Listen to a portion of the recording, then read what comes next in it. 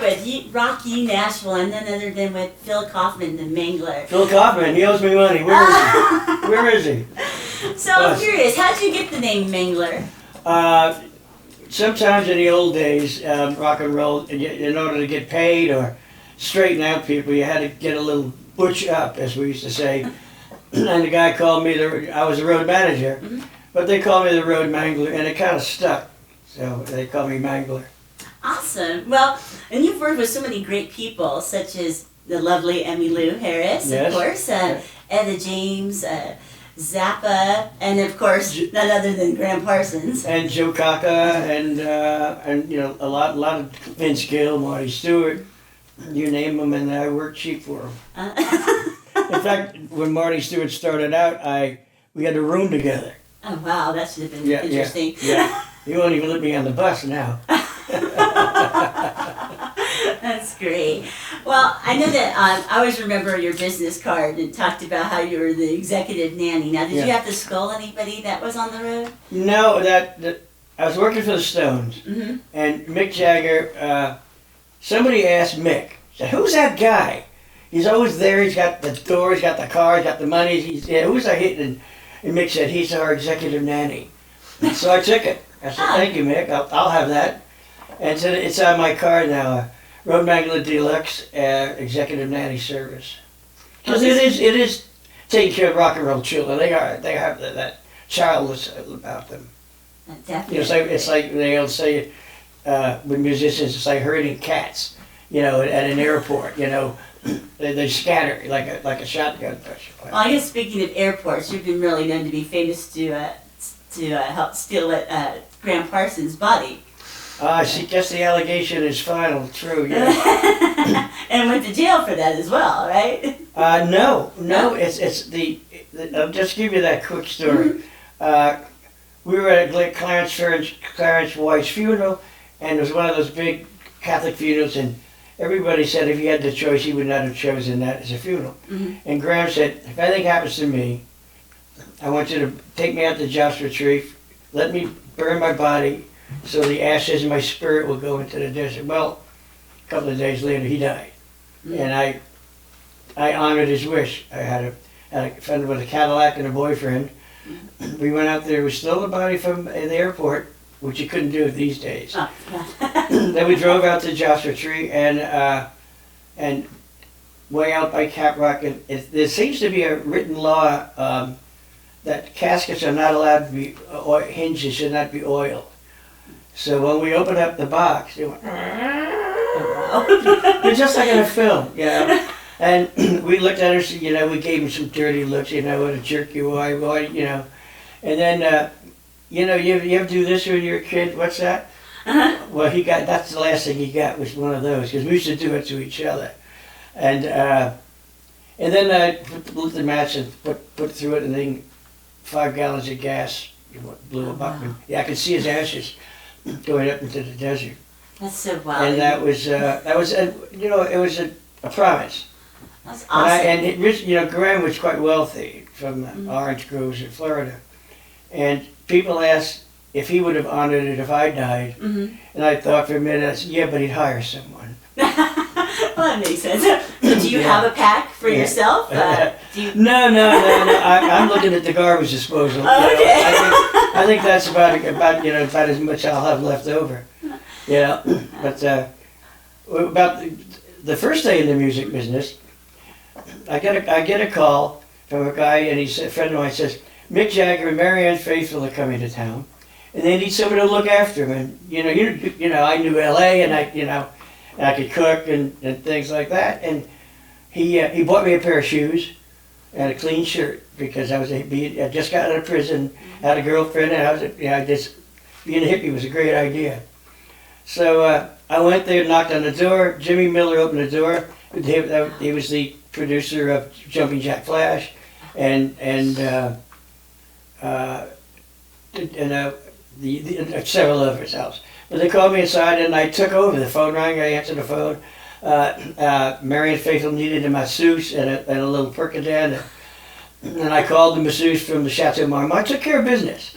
And Mick told me at 5 o'clock at Sunset Sound, we have to we're doing a mixing session. I said, for Beggar's Banquet. I said, okay, so we finished the day. I got him some fruit and answered the phone. I said, okay, Mick, it's 4:45, let's go. So we get in the car and we drive to Sunset Sound. I pull up to the gate and the guy says, can I help you? I said, yes, it's the Rolling Stones. He said, no, they're not here yet. I said, yes, they are. And I heard the guy in the background says, they're here the same day. I said, not only are they here the same day, they're going to be here at the same day every day. And you be ready for them. They said, oh, okay. So we went inside and then we mixed the album. And about 4 o'clock in the morning, we drove home here. They had rented a 68 Cadillac convertible. So I drove them back to the house in Hollywood. And Nick said, well, see you tomorrow. I said, okay, so how are you going to get home? I said, I didn't have any money. And he said, well, how are you going to get home? And I said, I'll walk. It's, there's no buses running. He said, oh. He took all the money he had in his pocket, $1,500, gave me the keys to the Cadillac and said, I'll see you tomorrow. So I drive home, and my girlfriend, it's 4 in the morning, she looks out to me and she says, oh, you crazy, you stole the Cadillac, you're going to go to prison. You just got out of prison. I said, oh, wait a minute. There's this thing they call rock and roll.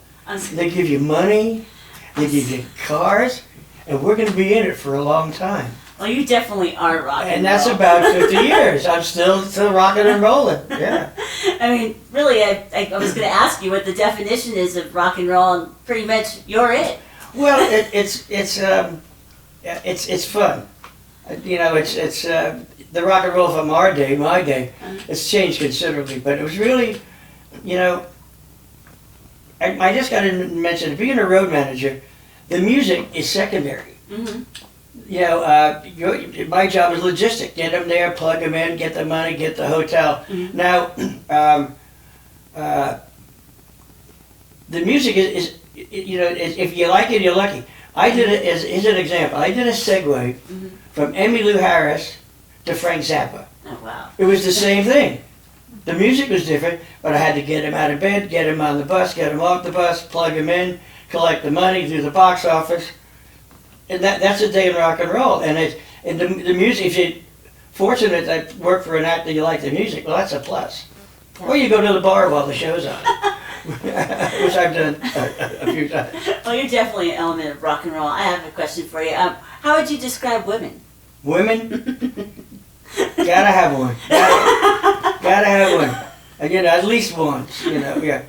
Yeah, I'm a 4-time divorcee, but they still love me. They still love me. A lot of you to love. Yeah, they still love me, but they don't have anything to do with me. It's my lifestyle, my old lifestyle. Well, do you think anything has changed? I mean, with today's music and stuff, can we ever have any kind of rock star like we did back then? The ersatz. That's, a photo, the word star is really thrown around. It's cheap now, not like it used to be. There are very few artists that are coming up now that are Chris Stapleton or somebody like that. Now, he's not really rock and roll, but he's legitimate from my point of view. And there's a lot of blues people. Nashville is not just country music for a long time. And we have jazz clubs and we have blues clubs, and we're very diversified now. I mean, Nashville has changed a lot physically and musically, but some of the old stuff's still hanging in there. We're still fighting to keep a hold on. I mean, there's Gina Frey Bacon. She's a disc jockey in town, and she and her people on the local DJ, they play the music that they like. Mm-hmm. So every once in a while you get a good DJ and you get here some good music. I guess the politics have changed, obviously. Now you can't really do yeah. It's all based on money. And there used to be a joke. There was a big producer in Hollywood whose name I won't mention. He's still around, and he used to have a cowboy hat in his office. And he'd be doing an audition. He'd call the guy in. He says, "Try the hat on. If the hat fits, we sign you." Oh, wow. That's what it became not too long ago. And they're all hat acts, I think there's definitely, I hope to see a change, and hopefully we can have rock stars like we used to. It'd be really great. Yeah, rock and roll. I mean, Yeah, there's some of the younger artists are coming around that you don't hear so much about, but if you go out to places like the Five Spot here and to the Basement East and the old Radio Cafe, there's an eclectic bunch of music. You'll hear some good rock and roll that night, or the next night they may book something else. But it's there. Sometimes you have to dig deep to find rock and roll here. Good rock and roll. But when you do, it's good. I mean, the musicians these days are incredible. People like Guthrie Track and Chris Scruggs.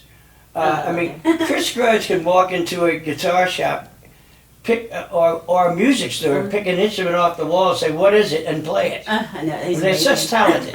So it's still there. We still have a good base of talent here in Nashville. Well, I have a question for you now. If you Raise were, your hand. Okay, she raised her hand. What? Yes? If you were a dessert, what dessert would you be and what represents you the most, you think? If I was a dessert, Uh-huh. I'd definitely be Neapolitan, vanilla chocolate and strawberry ice cream. Because it's a blend of everything right there. You don't have to make your mind up. Like, you go and you have to buy chocolate, or you got to buy vanilla. No, I'm going to get it all. Well, you're definitely That surface, yeah, that's for me. I got it all. Well, that's great. Well, I'm glad to have been able to sit down and talk to you for a while. And Well, it's you guys always a have- pleasure to hang out with you, Marilia. Oh, I love you too. And your dad has always been. We've been pals. We go way back, way back. I know him longer than most people. And, yeah. This is great. Well, I'm going to go talk to him in a little bit too. So. Yeah. I'll tell him you said hi. You do that and tell him I love him and happy birthday. Thank you. All right. Hey, it's been fun being here with Marilia and Rock You Nashville, and I'm looking forward to seeing me and all of the fine artists that they're going to be hanging out with real soon.